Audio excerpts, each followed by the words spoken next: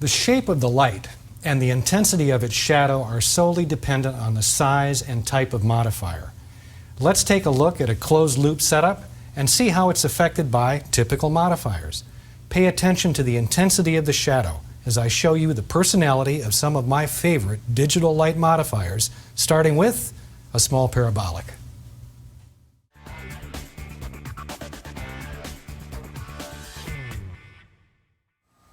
Small parabolics are impressively effective, but the trade-off is a very, very dark, deep shadow.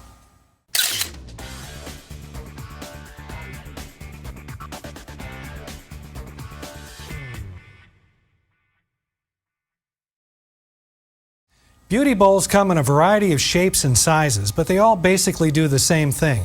This secondary reflector fits through the umbrella slot and bounces the light inside the reflector for a very broad but still very snappy light. It's beautiful stuff. You'll try it, you'll like it.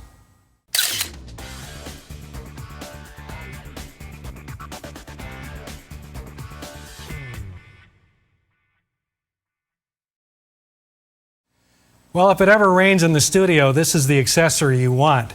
But as far as lighting tools go, umbrellas are terrific. The light is bright, white, and snappy.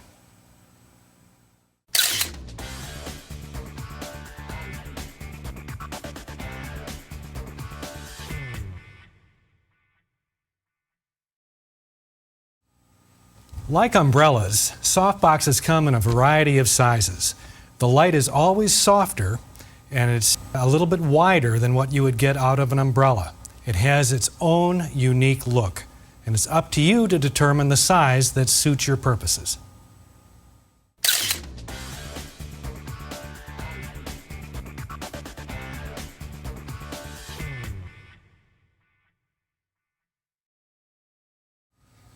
One of my favorite softbox sizes is about 3 by 4 feet. It's big and it might seem difficult to use, but the light it throws is absolutely perfect for portraits. It's not so wide that it overpowers the subject, but just strong enough to perfectly light the contours of the face. When you try it, you'll love it.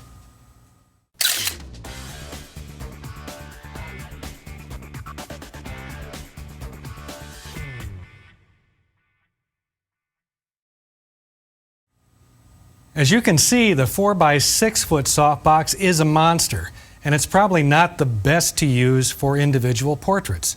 But as a key light for groups of 3, 4, 5 people, it's spectacular. I've had one in my studio for years, and I would never be without it.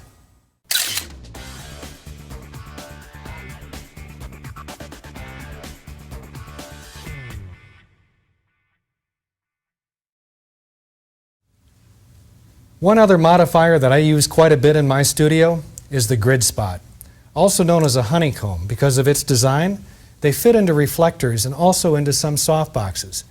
You see, light wants to expand in all directions from its source, but a grid spot will actually force light to travel in a straight line, expanding only a predetermined amount. Grid spots are very useful for a spotlight effect or to skim light across a surface like the top of a head or a shoulder. As we'll see, modifiers are not just for the key light. Hair and background lights can be successfully modified for fantastic results.